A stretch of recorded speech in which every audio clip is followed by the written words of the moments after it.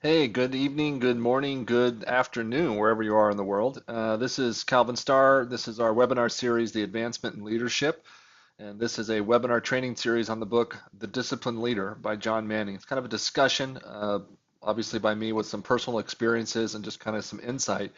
And the way I'm doing this is I'm tailoring this more towards the area of direct sales or network marketing or multi-level marketing. And so we're going to get into this. We're actually at week 40, chapter 40. We do one chapter a week, and this one is entitled Stay the Course. But before we begin, one of the things that I like to do is what we call integration. And integration is the way that we learn things by repetition. Tony Robbins always taught me that repetition is the mother of all skill. And if you truly want to master something, then you don't have a problem repeating it because in order to master something, you need to repeat, repeat, and repeat. And so what we do is we go back 3 weeks. We go back to the chapters of the week and we kind of just recall the information. And I share with you what I remember and what really stuck with me. And it helps me and you at the same time integrate the information into our brains. That's how our brains work. So, chapter 37 was advocate for your team. And this is really important, especially in direct sales, because you want to be there for people, especially as a leader. Remember, we're talking about a leadership course here. Advocating for your team means, hearing people out, listening to what they have to say and some of their concerns or maybe even their complaints, and being okay with that, and then advocating for them when they need you, meaning that you could take it to a higher power. Not so much that every little detail, every little thing that you have to take care of your team because then you become customer service. But I'm talking about taking the big things to the top. And that's really what we need to do when we advocate for our team is be that voice for them to so that they feel heard and they feel supported in what they're trying to accomplish. And this chapter, Stay the Course, which is this week's chapter, is going to be really important. And you must advocate for your team in order for them to stay the course with you because they're going to want to know that you support them.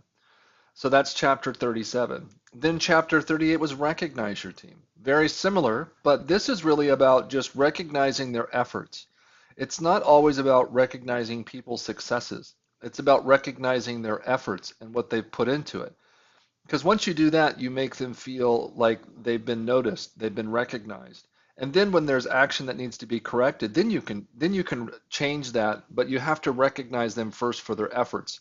And a good book that I'm reading right now by a guy named James Altucher, he says, utilize the yes and. So when somebody does something, yes, great, and here's something that you can do to improve it. And so that becomes a very powerful tool because you don't want to be like, ugh, you're not getting the results, and that's not going to help somebody. So you go, yeah, you're doing the effort, you're putting the effort in, and so see what we can do to help you get aligned with where you want to go. And so recognizing your team is really just acknowledging them and letting them know, hey, I see you. I see you working hard. I see you struggling. Hey, I see you being successful. And so you have to give that recognition to everybody, the people that are doing it, the people that are not that are doing it and not achieving the result that they're looking for, and the people that are doing it and achieving the result. So you've got to hit everybody. Then chapter 39, develop a what's the goal culture. And the reason for this is because we become so distracted these days with social media, with videos, with webinars, with everything that's going on in our lives, not to mention our families, our kids, our work, our job, and our opportunity. And so when you develop a what's the goal culture, you will start to trim out all the excess, all the fats that are around you in your life that are basically taking up your time and energy that don't need to be taking up your time and energy. And so developing a what's the goal culture is the same thing as setting an intention, okay? Or a theme for something. You want to create what the common goal is for even things like a meeting or a phone call or even a simple conversation if you want to really start to manage your time. What I remember from that last week, in that chapter, is that, you know, everybody in the world has the same amount of time every day. So what makes somebody a multi-billionaire versus somebody who is just a multi-thousandaire, right? So the difference is that the people that are doing things on a larger scale are getting very specific in what the goal is. They don't get lost in conversations every day and every week and every month. They don't do that. They have very focused intentions on what they want to do and what they want to accomplish. And the key here is, and this is what's going to roll over into network marketing and direct sales for you, is that you need to be able to not only do that for yourself, but you need to be able to lead and help people do that for themselves, to create that what the goal, and trim all that excess interaction and conversation, and really get to the meat of what we're trying to accomplish here, which is freedom. So let's get into the Discipline Leader chapter 40, Stay the Course. Tough times don't last. Tough people do. Remember? Gregory Peck. And this is the thing. I mean, if anybody tells you this is going to be easy, um, don't listen. You're going to have tough times. Everybody does, and that's what helps, makes, and shapes and creates who you are, your character, your personality, all the things that cause pain, right? And so those tough times will come, and so the best thing to do is be prepared for them. Life is an individual race of endurance. Lila Gifty Akita. And this is a great quote because for me it's like, we all have to run our own race. The most successful people run their own race. They don't compare themselves to other people. They don't try to be like other people. They run their own race. And so personal development for me is about knowing myself and what I can do best and what I need to do in order to improve or create what I want to create. Not worrying about what somebody else thinks I need to do or what somebody else, is doing for themselves that may be working for them, right? It may be working for somebody else, but if it's not who you are, and you're trying to compare yourself, and that was what made Michael Jordan so great. He goes, I never compared myself to anybody. I always compared myself to myself, and I always tried to do,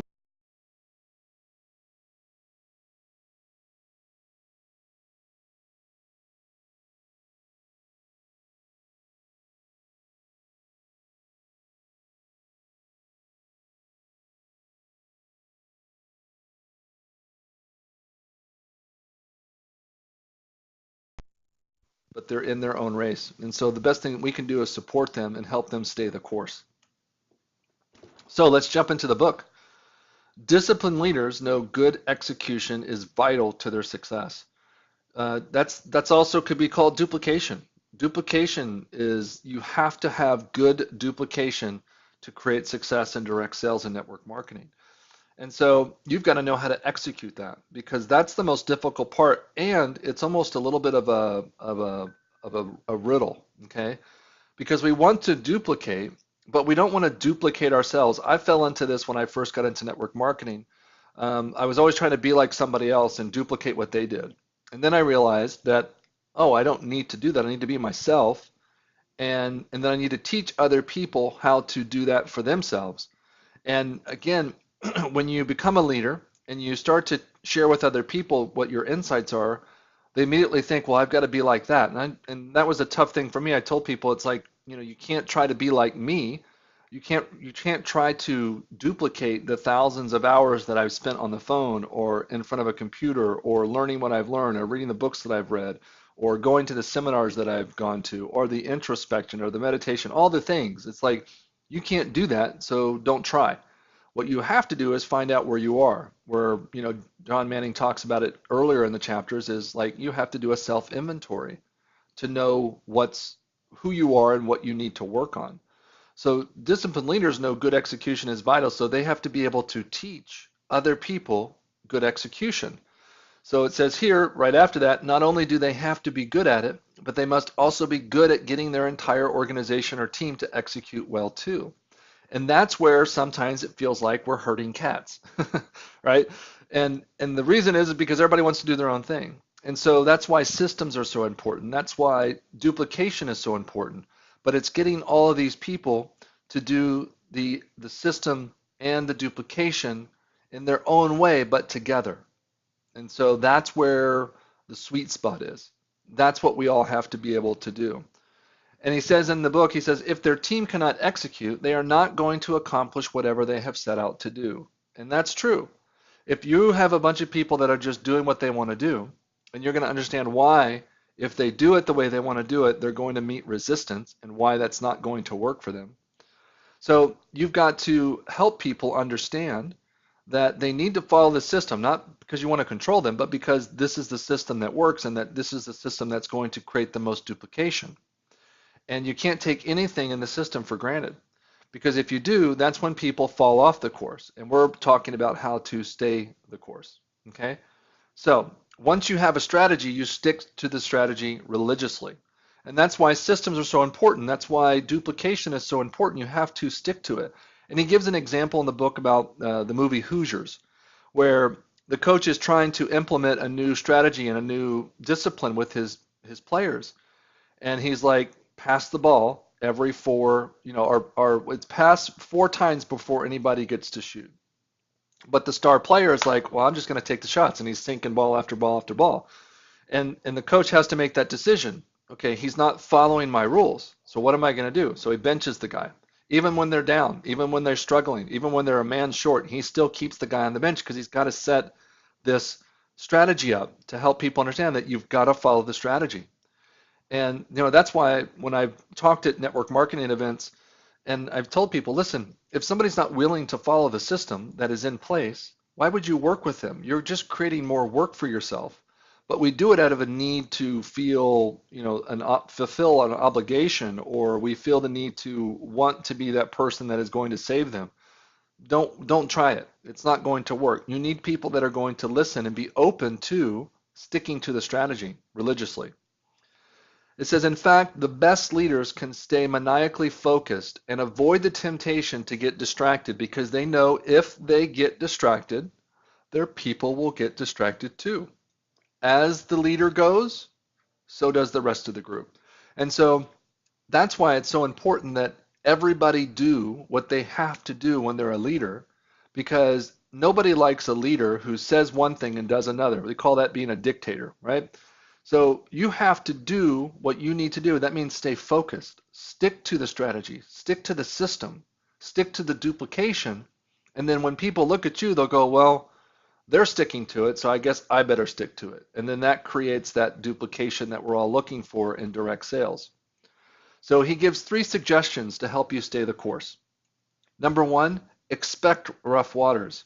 It is downright naive to think you can institute new directions, policies, or procedures without some troubles along the way. You will possibly doubt the direction yourself because that's what happens a lot of times. And that's really what network marketing is. But before I get into that, prepare beforehand stops having to develop on the fly contingencies. So when you prepare beforehand and you expect the rough waters, it it stops having to develop these on the fly contingencies, which we kind of try to make up on our own. Okay. So if you go, you know what, people are going to buck the system. They're going to not want to follow the rules because everybody's coming into this as an entrepreneur. And so if you understand that and you expect that, you don't have to be all like freaked out when somebody doesn't follow the rules. It's almost like you're casual about it and go, yeah, yeah, yeah, everybody does that. And it also frees them up from any guilt or, being afraid to be shown that they did something not the right way or not to the system. So if you can prepare for that and not be shocked, like, oh my gosh, why would you do that, right? Then you can create that strategy that keeps people to stay the course and go, yeah, it's okay. Everybody does it first. Everybody doesn't follow the system at first, but once they know it, they learn it and they follow it, and then they get the results that they're looking for. So that's number one. Expect the rough waters because it's going to happen. People are going to resist you. Number two, surface and manage resistance. Okay, resistance to change is a normal human behavior, so expect it. Direct sales is a change for 99% of the people, so expect resistance. Be open to helping those that face the resistance and keep communication open. What does this mean? Well, when you enroll somebody as an affiliate with network marketing or direct sales, it's either likely going to be one of their first times or maybe a second time, but they're not really a professional as of yet, most likely. Okay, we're talking about most of the people that you're going to sponsor. And so when they go back to their family or their friends and they tell people, oh my gosh, I got into this really great opportunity, I'm going to make some money, I'm going to change people's lives, they're going to go, nah, pyramid, right? And so there's going to be an initial resistance. And so if you don't tell people about that resistance and you don't tell them that it's going to come because nobody likes change, it's normal human behavior, remember, then when they meet that resistance, depending on who and what and how, they may just completely stop, which is what most people do when they meet resistance, right? You're not going to always have those, big-headed people that just push through and push beyond it. So you've got to help people understand and keep the communication open. Go, hey, you know what? You may go home and you may get like the glare, like, what did you do? But if you help people understand that they could get that, then they'll be prepared for it, just like before. Expect rough waters. And that's why a lot of times when people get involved, you want to be able to have product right there and give it to them, because if they have something, then it makes the resistance easier to manage. Because if somebody goes, "Oh my gosh, what did you spend your money on?" "Oh, let me show you." Boom, put it in, done. Like whatever it is. Most products are supplemental. So you can create that by just expecting it and managing it and manage that resistance and let people know this is what you need to do in order to not be resisted, okay, or to lessen the resistance. That's number two. Three, create ownership and solutions. Whether the strife is internal or external, turn to your people for the answers. Ask your team for solid solutions, and that will help you create ownership and effectively having them buy in. So, that can be a great little training thing at the end of a meeting that you have when you share this opportunity with somebody, or you share your opportunity with somebody, and you said, hey, you know what? What do you think you're going to do when you go home and your wife looks at you or your husband looks at you and goes, what did you buy? And get them to almost not can role play, but just kind of ask them and see if they're even expecting the rough waters. And if they are, they can go, well, don't worry, I've got that. I can tell them this or that, or, I'll just give them a sample, like whatever it is. So there are ways to help them instead of you always having to direct and share and give the solutions. There's a way just to ask them the simple question.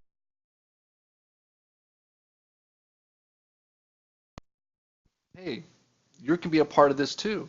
And so when they have that ownership in that solution, it gets them even more focused on what they're going to be able to accomplish, which will help them stay on the course. Okay. Now, let's get into that chapter, the part of the chapter that I love the most, which reminds me so much of Tony Robbins, and what he did was always about take action now. What do we need to do to take action now? Number one, develop a one-page plan that lists your agreed upon strategies and share and monitor progress with your team. A lot of people call it accountability. You have to partner up with people because, listen, we all know, because we all fall prey to it, we all fall in its trap, that self-responsibility is something that we all have on certain things, but ultimately it's not something that we are strong at, most of us, okay? Of course, there's a few of you that are. But we're not looking at the few that who are. We're looking for the few or the many that are not. And so we have to help them understand. And that's why we create accountability groups, or we create, contracts, or promises, or all these different things to help people stay the course and stay engaged and stay committed.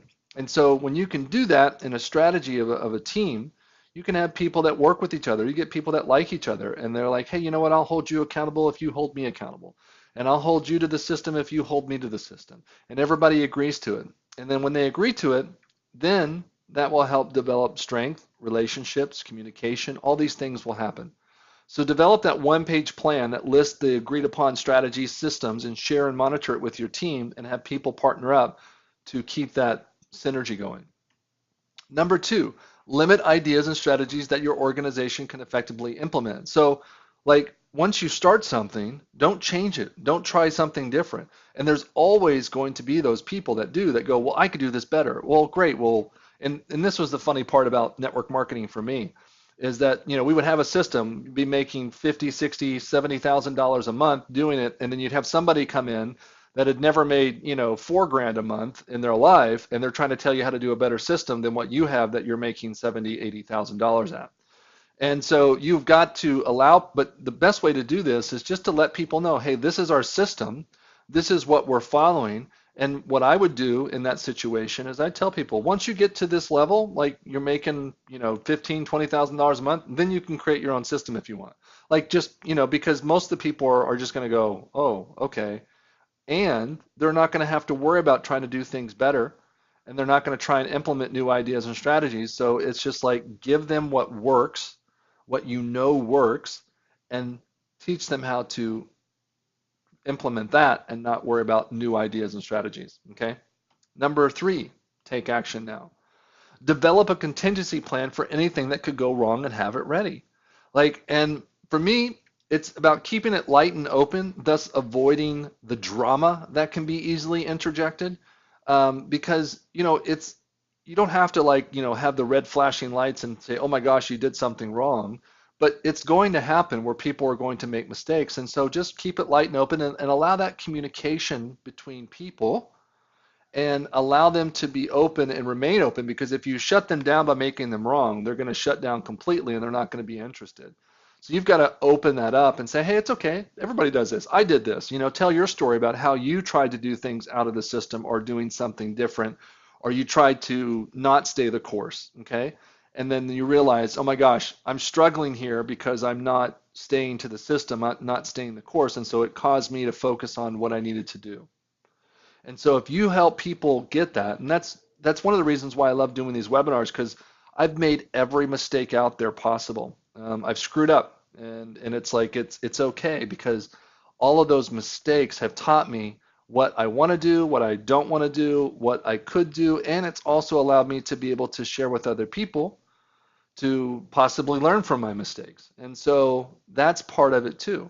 So develop your contingency plan from your own experience, your own personal growth, and let people see that, and you become more open, more vulnerable, and more of a leader to people, because they realize that you're just somebody who is on the same path, but you're just further along, possibly. Okay? So that's stay the course. That's chapter 40. I appreciate your time, and thank you, and good night, or good morning, or good afternoon. Bye for now.